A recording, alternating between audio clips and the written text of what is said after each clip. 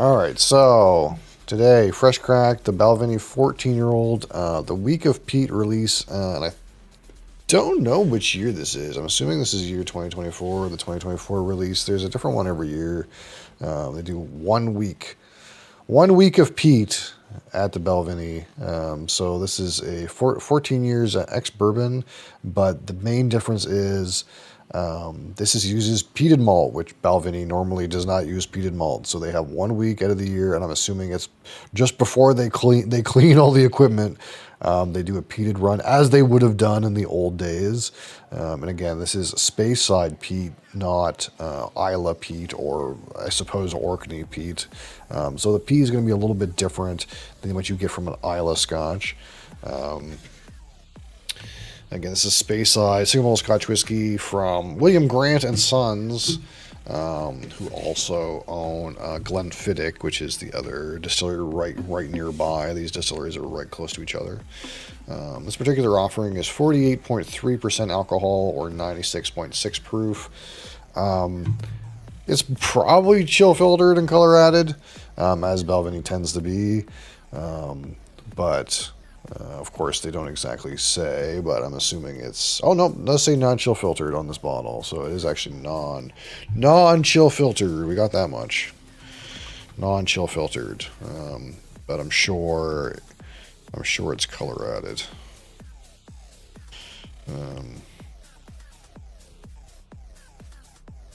Either way, 14 years ex-bourbon, and this is roughly 30 ppm, so this is, again... similar on track to like More or like Talisker in terms of the peat level. Not as peated as like Ardbeg, Killoman, Bercolati, Lafroig, this idea, Lagerboland. So we'll pop her up and see what we think here. I do not know. Well, there is a tab right here.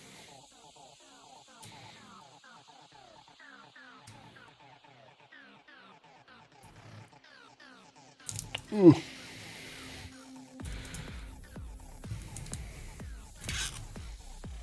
And we'll see if it's worth the price of entry here, because I did happen to get this on a pretty good offer.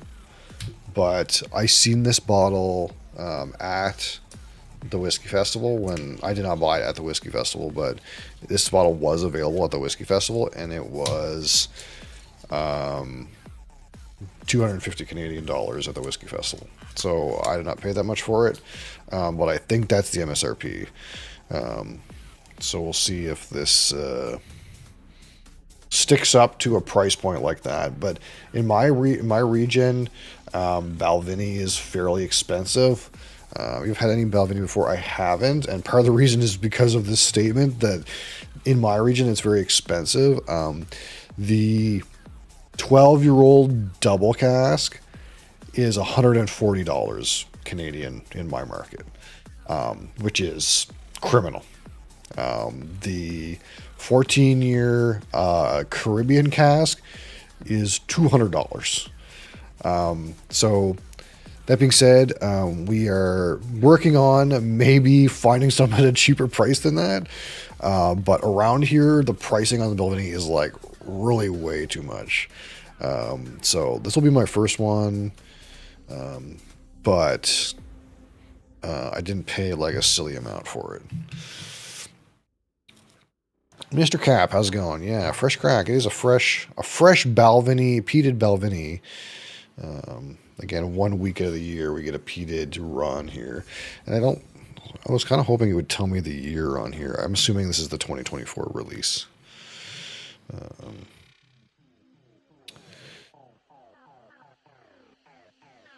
Crassus is here. Crassus, you know what a tragedy is, Crassus? I went to ascend my character and found out I was a sorceress. Anyway.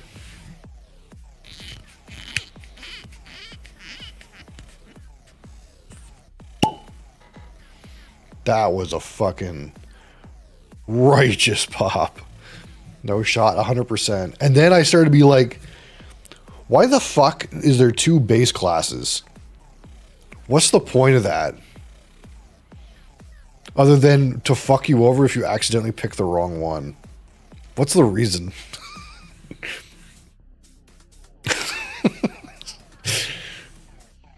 They start at the same spot. The only thing is when you get your first item from the like zombie, it's different, and the gem that you are gifted in the box is different, and the ranking on the gem like selection menu is different.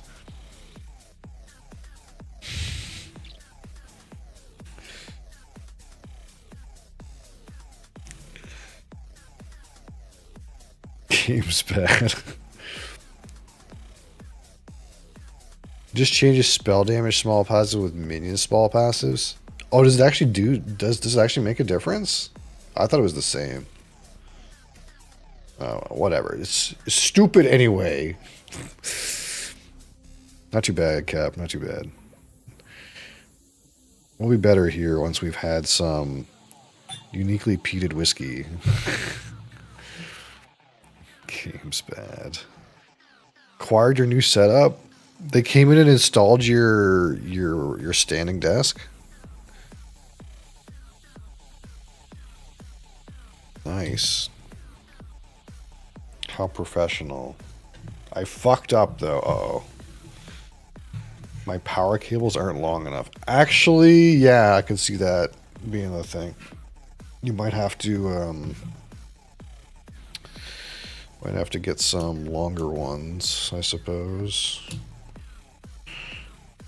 This one might be light enough in color that the light looks pretty good. Eh. Alright, so here we go. This is the coloration here, which, I mean, it doesn't look very egregious. That could be natural. That is non-chill filtered, but I mean, that could be a natural color. For 14 years ex-bourbon. It doesn't specifically say, but I will say that the volatile aromas right now, for me, you get like some typical kind of like smoked peat notes, but it's actually very salty. It's like a salty air. The volatile aroma from the glass is very salty. It's like beach air almost.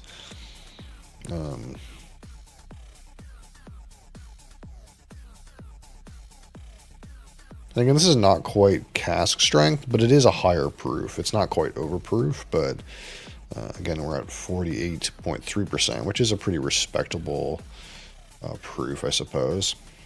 I'm gonna give this a minute to see the leggage we're working with.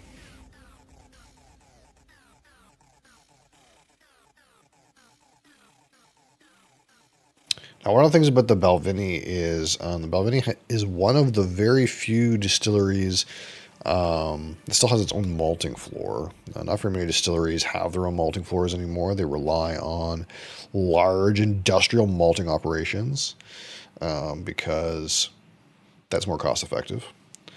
But Balvenie does have their own malting floor. I'm actually not 100% sure if... I'm assuming it's their own malt that they just... they use peat on this one run, rather than like maybe the peated run would be sourced and not their own malting floor. But I think it's probably their own. That would be how they would do it back in the day.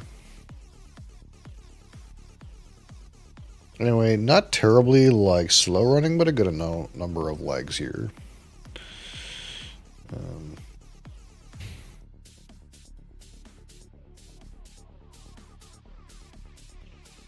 I'm immediately reminded of Letchig.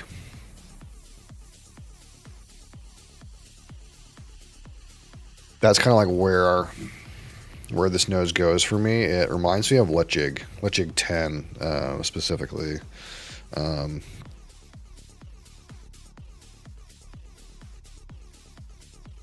There is a smoky component, but there's like also some of those lighter, fruitier components. I don't know if I want to say that they're like pineapple, but I know Leche sometimes we like to give grilled pineapple.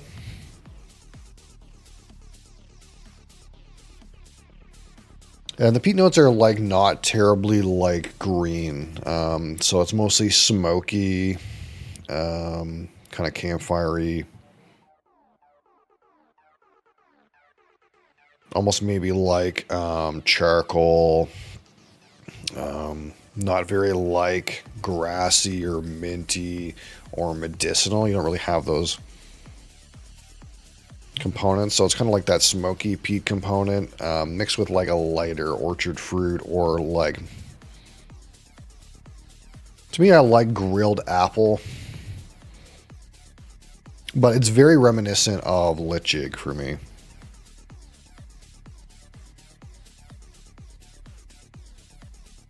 I'm getting a little bit of like vanilla though, managed to catch that. Vanilla and maybe some like underlying malt character.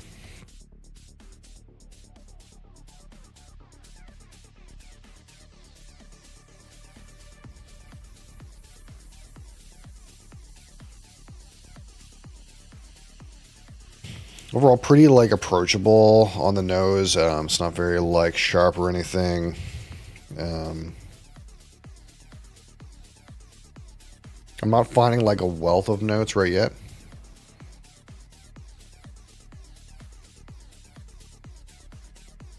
But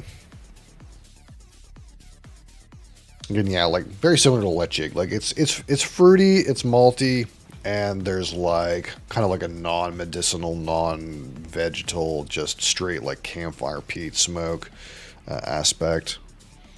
Actually, do I get any of that? And it's not really like briny or salty like it kind of was from the volatile aromas. I don't really get that when I get in there, really. So, I suppose here we go. The Balvenie 14-year-old, week of peat. I'm assuming this is the 2024 batch. I guess it would be the 2010 vintage. Depends when it was bottled. I guess the 2010 vintage, but it's like the 2024 release. Either way, Slachva.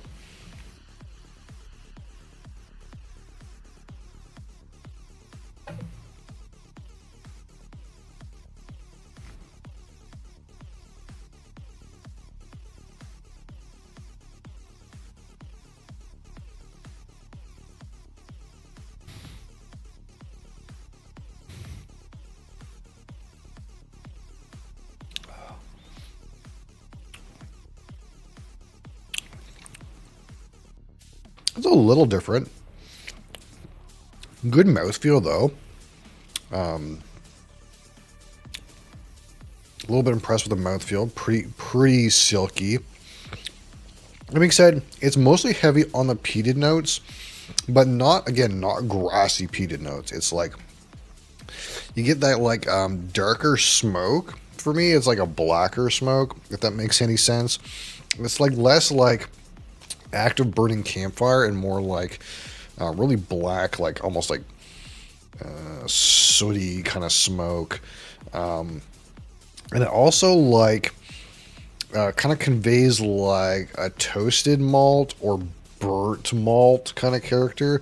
The palate's not terribly fruity. You get a little bit of maybe like some dry apple, not terribly sweet. And into the finish, there's a little bit of spiciness to it, but it's again mostly like that thick black smoke character, slightly creosote, a little bit of barrel impact. The most notable thing about it, I think, is the texture. Not a whole lot of horizontal breadth of flavors, at least immediately. And again, maybe this will kind of like drink better further down the bottle. Again, this is neck pour. of a peated whiskey, but I'm kind of missing the fruit on the palate a little bit. Also, like, if I could really get some more of the like sweet components, that would be good too.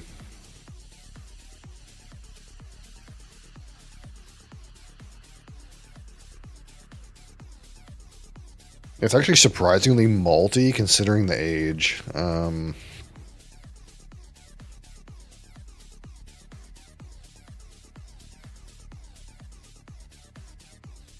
I almost wonder if like we're playing with refill bourbon here.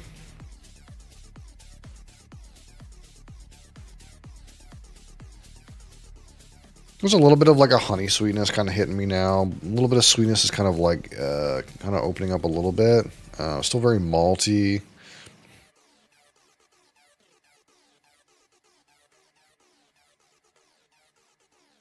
Again, like just kind of like waft of smoke with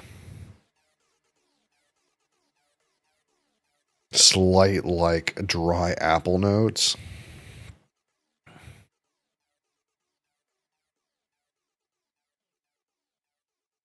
But definitely like a honey sweetness is creeping in, so that's kind of nice. Still a little bit of like vanilla on there too. Um, but hopefully we'll get like a further development of the palate, I think, because while a great mouthfeel, um, didn't provide like anything like too super exciting. It's a little different though. Like it's not like the peated malts I've had in the past. Like it's not like drinking leche. It's not the same. But it's still like an interesting dimension, but very few dimension.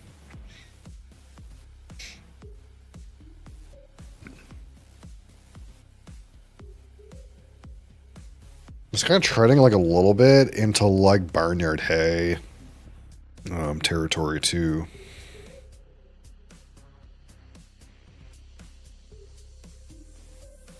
Like that malt is presenting like hay and like just slightly in that kind of like barn direction. And I don't know if that's normal for Balvenie. Again, I haven't had like the double cask, but it's like almost just like a little tiny bit farmy.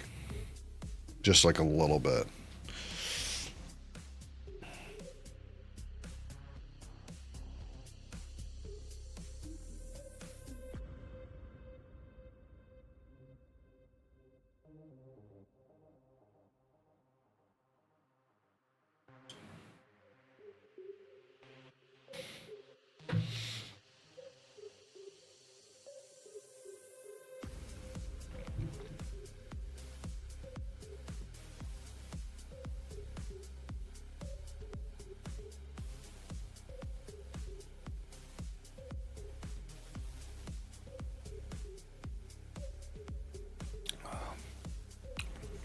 We'll say the palate has a nice richness to the body of the whiskey.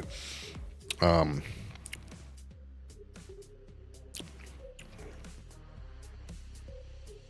being said, it's starting to grow on me a little bit. You still have those smoky components.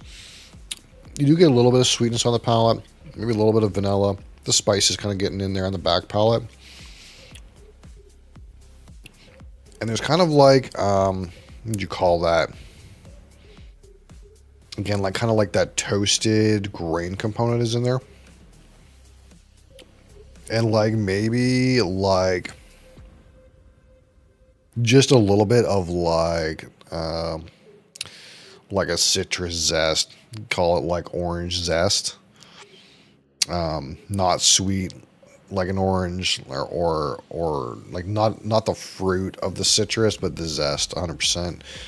Not like sweet like an orange or like lemony or limey, but just kind of like a little bit of that like slightly citrus zesty bitterness.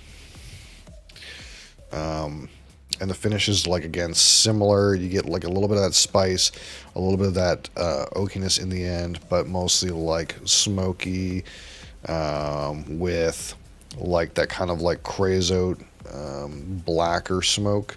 You don't have like notes like bacon, like no meaty notes coming out of this. No like medicinal or grassy characters.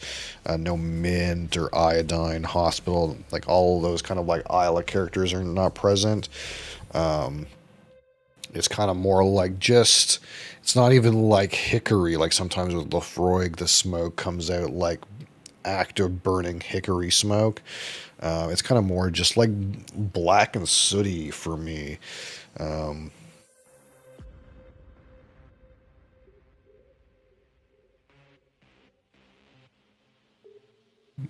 of course, as we kind of like get acclimated to the smoky notes, we might kind of get some more of those underlyings. But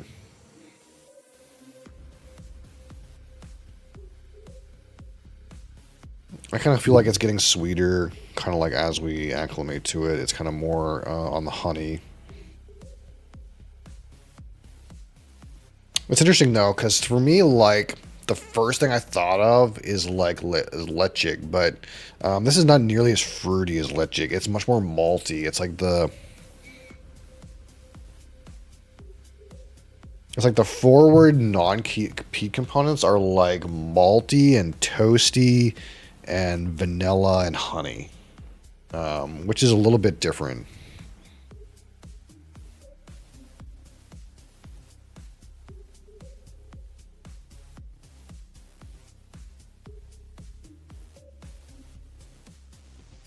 And that being said, like it's got a really like I'm actually kind of surprised at the texture. It's got a very rich texture.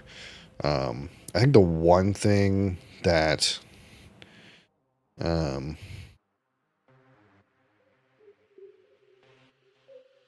that I'm like kind of like perplexed on a little bit is like I'm trying to justify the price point, and I don't feel like I can. Normally, I don't think too much about the price, but just knowing like the base price of this, it kind of feels like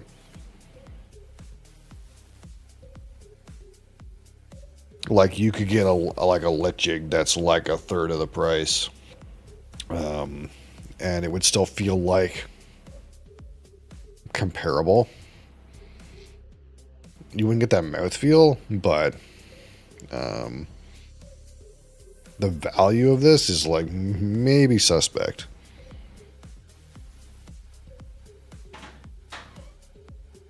That being said, I haven't had this level of like malt and bourbon cask influence on a smoky whiskey. I don't think before. They usually come out more like fruity. Um, Mom's here. She's got a bad look on her face.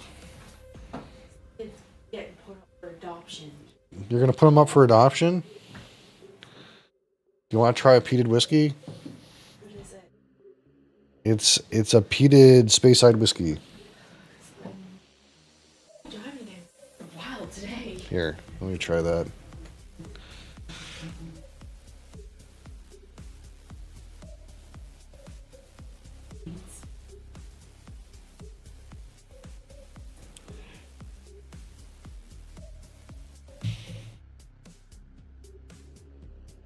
Okay. It's okay. You were expecting more Isla. You're expecting to get slapped in the face. This one's not gonna slap in the face, I don't This think. is like if you want someone to get used to peated with a good one. If you want someone to get used to peated whiskey, that's not a bad way to put it. I probably wouldn't I probably wouldn't put this as an entry price point bottle, but How much did that cost? the regular price is 250. What did that cost? What did this cost? When you went to the store, what did you physically pay? I paid 125 in Alberta. It's not 250. You're gonna tell me that normally like $250 and then you pay more because it's some special No, line. no, no. No, I paid half as much. Are we gonna be set all day? Yeah. I don't know about 250. It's not bad though.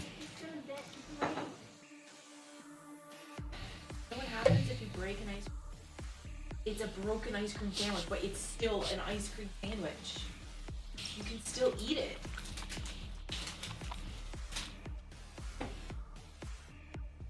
Go regulate in the bedroom, okay? All right. So what do they say about it? What kind of notes are they going to give me? Because I think I got most of it. It's kind of like a sweet. It's kind of sweet, a sweet smoky thing, but not like as coastal and salty as like Talisker. And it doesn't really have the meaty and the meaty end of vegetal components that you get from like more Isla based stuff.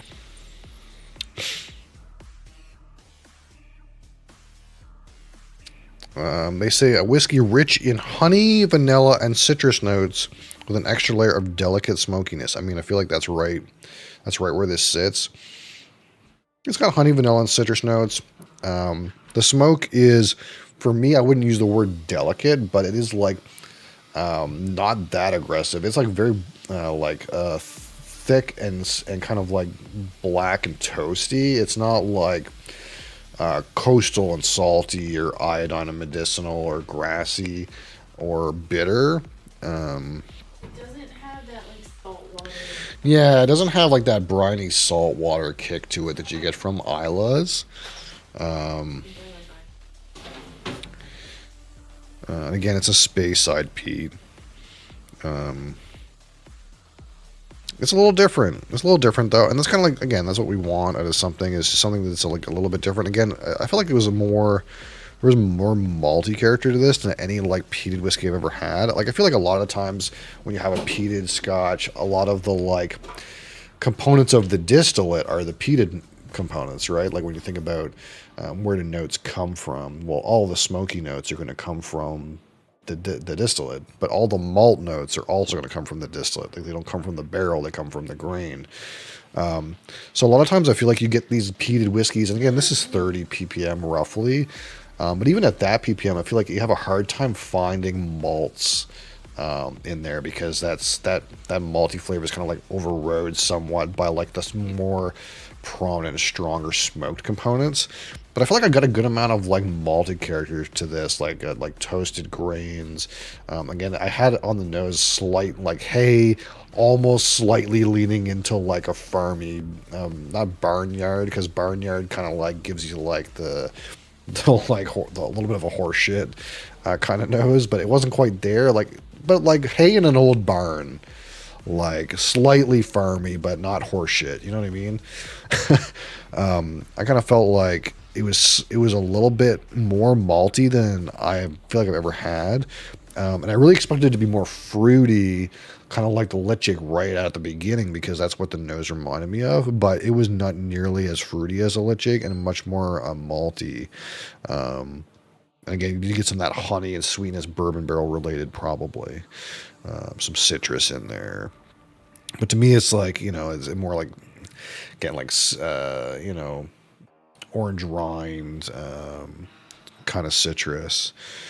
But that being said, all of that being said, for